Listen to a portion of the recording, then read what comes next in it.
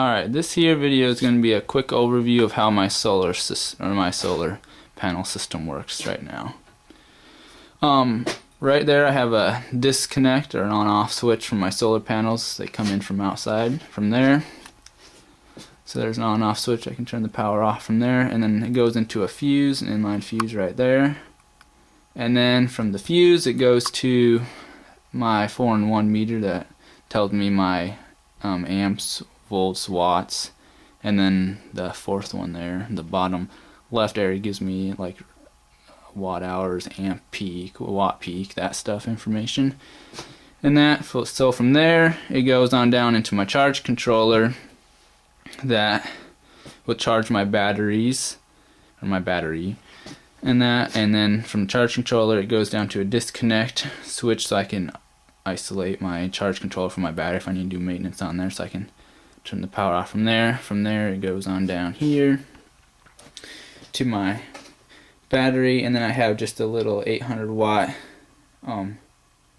DC to AC inverter down here, and then just a little right there it's reading the voltage of the battery. It's 13.14 volts of the battery right now. And I'm not sure if you just heard that click, but that was the charge controller indicating it quit sending power to the grid, and now now it's sending power. The red light came back on. Now it's sending power back to the grid. But when it went off, it was checking to make sure the battery was charged.